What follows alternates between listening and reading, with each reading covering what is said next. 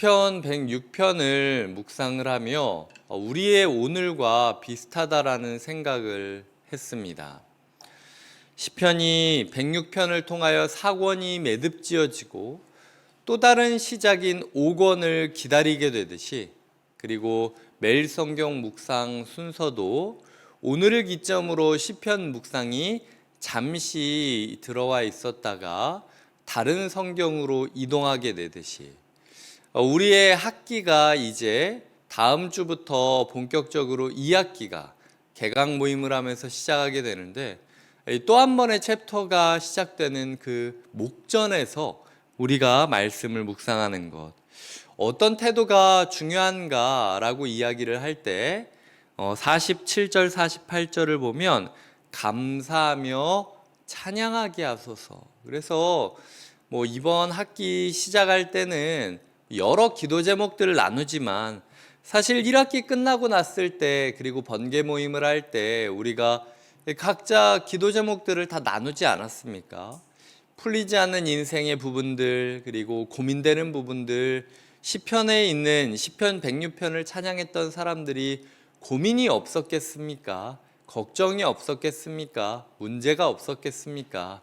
그럼에도 불구하고 이 사람들은 감사를 선택하고 찬양을 선택하면서 또 한 번의 목소리를 매듭짓고 있는 것처럼, 우리의 삶 가운데 이번 개강, 그리고 이번 2학기 이제 추석 명절을 앞두고 우리의 마음들이 서로 감사와 찬양을 선택하기를 바라는 것, 이것이 제가 말씀을 묵상하면서 부탁하고 싶은 부분들입니다. 47절 48절은 우리라는 단어가 나오고 있는데요, 그 이전까지의 구절들을 보면요, 그들이, 그들은, 그들이 이런 식으로 이 상대에 대한, 성경의 과거의 인물들에 대한 표현들이 많이 등장하는데, 어느 순간 기도하다 보니까 그들이 우리가 되는 거죠. 이게 말씀 묵상과 기도가 자연스럽게 이어지는 과정인 겁니다. 그들이 우리에게 영향을 주고, 그들로 말미암아 우리가 하나님께 감사와 찬양을 하게 되는 것, 이것이 한 주 동안 우리가 말씀을 묵상하는 이유이고, 내일 또 주일 예배를 기다리게 되는 이유이기도 한다는 겁니다. 그래서 하나님, 신앙생활을 하며 그들을 바라봄으로 우리가 바뀌게 하여 주시옵소서.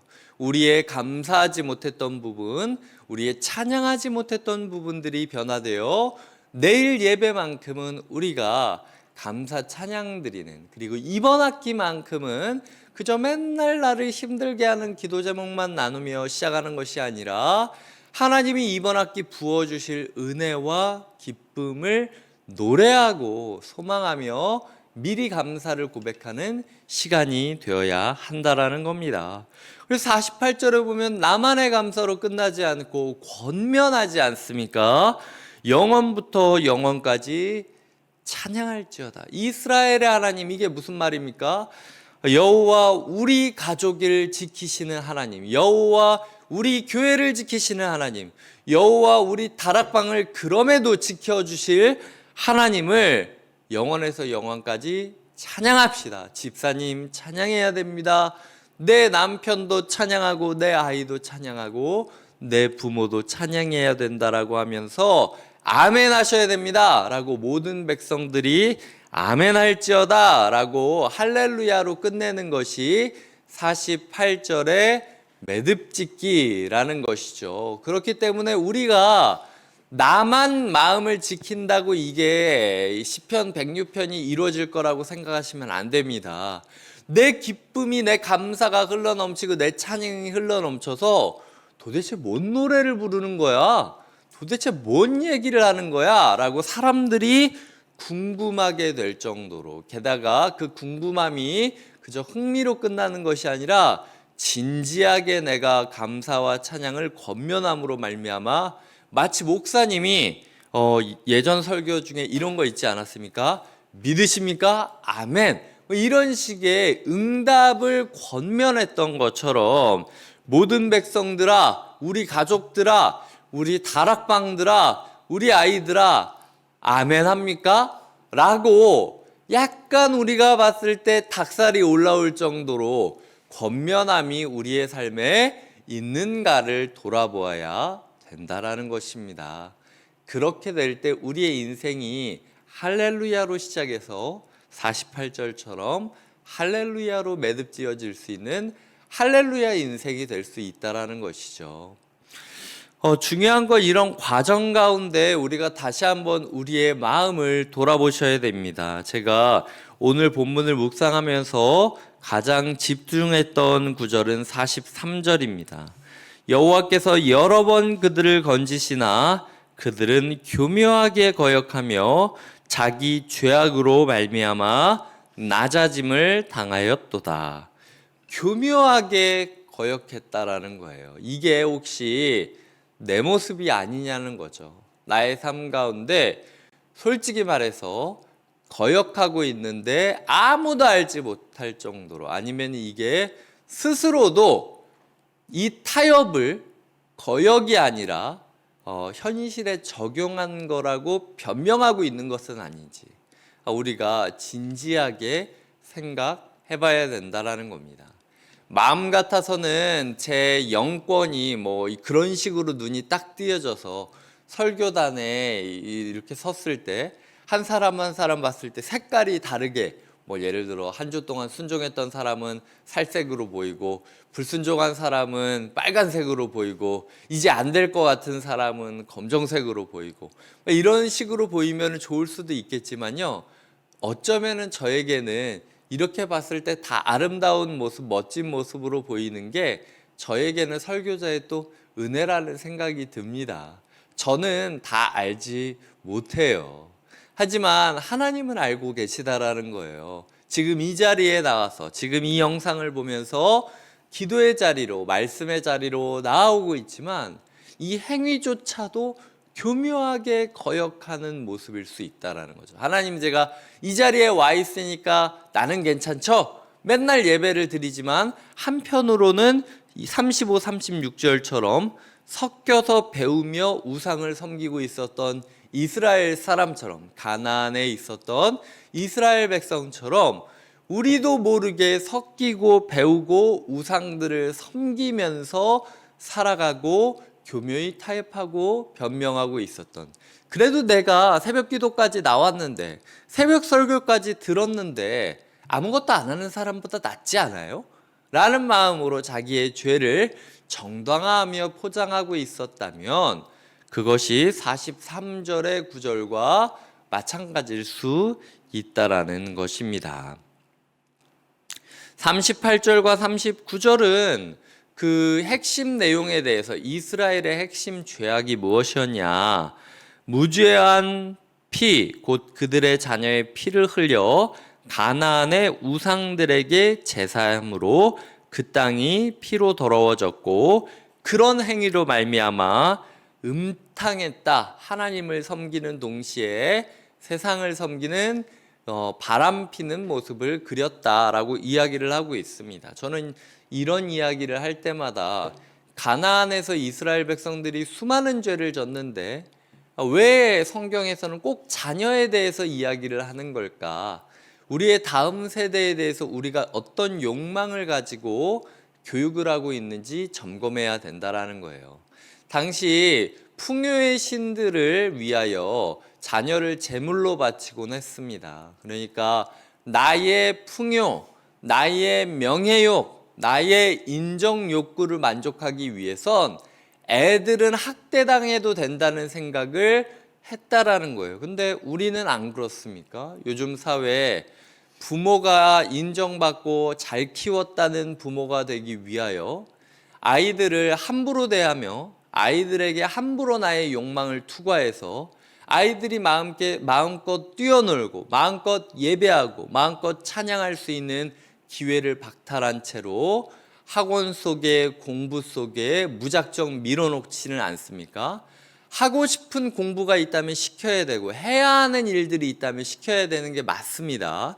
중요한 건 내 마음 가운데 그 욕망 때문에 그런 일들을 시키고 있지 않나, 혹은 내가 자유롭기 위해서 아이들을 억지로 그 강제적인 스케줄에 뛰어놀아서 나는 분명히 어렸을 때 자유롭게 뛰어놀며 사회를 배웠는데 이 아이들은 정해진 시간대, 정해진 공간에서 정해진 행동만을 반복하면서 수동적인 인간으로 키워놓고 나중에 돼서 나는 너를 최선을 다해 키웠다라고 이야기할 수 있겠습니까?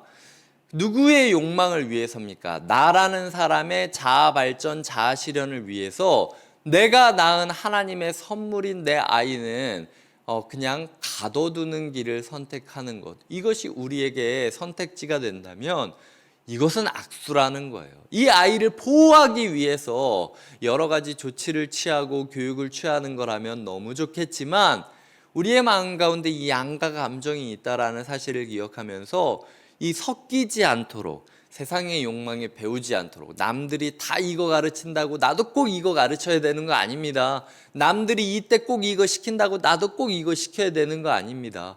오히려 그때 우선순위를 예배해 두고 감사해 두고 찬양해 두고 그 아이를 소중히 여기고 하나님의 선물로 여기는 생명 존중의 모습이야말로 아이가 바로 크는 길이 될 수 있다라는 거죠. 그래서 그런 부분에 있어서 우리가 우리의 다음 세대만큼은 기도하는 것이 필요하다. 가난에 있어서 가장 큰 죄 중 하나로 자녀 교육에 대해서 들었다라는 것이 어쩌면 우리에게 있어서 약속의 땅인 교회에 머무르고 있지만 그럼에도 우리의 자녀 교육이 어떠한지는 이건 뭐 남 얘기할 거 아니에요. 저부터도 이제 학기가 시작되고 나면 방학 때보다 더 바빠지고 더 분주하지 않겠습니까? 저희 아이 한 명밖에 되지 않는데도 이게 맞나 오늘 새벽에도 고민하며 기도하면서 나왔어요. 그래서 이런 부분들에 있어서 우리가 나의 아이를 위해서 그리고 우리 교회의 아이들을 위해서 내가 어떤 부모가, 내가 어떤 스승이, 내가 어떤 선배가 될지를 고민하는 것이 필요하다라는 것입니다. 말씀을 맺겠습니다. 우리가 말씀 묵상을 통하여 머물러 있는 것이 아니라 그들이라는 표현이 우리라는 표현으로 바뀌듯 우리의 삶이 어떻게 바뀔지 결단하셔야 될 때입니다. 우리의 삶이 감사가 되기를, 우리의 삶이 찬양이 되기를 꿈꿀 뿐만 아니라 우리의 주변에게 그것이 권면으로 그리고 설득으로 이어지는 것이 필요하다라는 거죠. 그럴 때 우리는 아멘, 할렐루야로 시작해서 할렐루야로 끝나는 할렐루야 인생이 될 수 있다라는 겁니다. 우리의 삶에 교묘하게 거역하는 일이 없는지 살펴보셔야 됩니다. 특별히 우리가 섞여서 배우고 섬기고 있지 않는가, 우리의 삶 가운데 우리의 아이들을 향하여, 다음 세대를 향하여 입시 열풍, 취직 열풍, 부모의 자아 실현 열풍, 이런 것들로 인하여 우리의 다음 세대가 학대당하고 욕망의 불길 속으로 던져지고 있는 것 아닌지 엄중하게 돌아보면서 고민하면서 결정을 내리는 것이 필요하다라는 것이죠. 하나님께서 그럴 때에 우리 가정을, 우리 교회를 바른 가정과 바른 교회로 세우실 것을 꿈꾸시며 다시 한번 벅찬 마음으로 걸음을 내디디시길 주님의 이름으로 축복드립니다. 기도하시겠습니다. 하나님, 이 말씀이 우리의 삶에 또 다른 전환점이 되게 하여 주시옵소서. 106편을 기점으로 4권의 이야기가 매듭지어지고 시편 제5권의 이야기를 기다리듯 우리가 오늘을 기점으로 한 학기를 매듭짓고 2학기를 시작하며 또 한 번 찬양과 감사로 준비하며 담대히 나아가게 하여 주시옵소서. 그들의 말씀을 묵상하는 것으로만 끝나지 말고 우리의 삶이 바뀌어가도록 결단하고 권면하게 하여 주시고 우리의 삶에 교묘히 거역하며 포장하고 숨겨뒀던 죄악들을 끄집어내어 회개하고 돌이키는 시간들 되게 하여 주시옵소서. 특별히 우리의 삶에 무엇과 섞이지 않았나, 무엇을 배우고 있지 않나, 우상을 섬기고 있지 않나 돌아보고 검증하게 하여 주시고 우리의 아이들이 이번 우리 학기를 통하여 더 이상 욕망의 불길 속으로 던져지지 않도록 주여 우리를 인도하여 주시옵소서. 예수님의 이름으로 축복하며 기도드립니다. 아멘.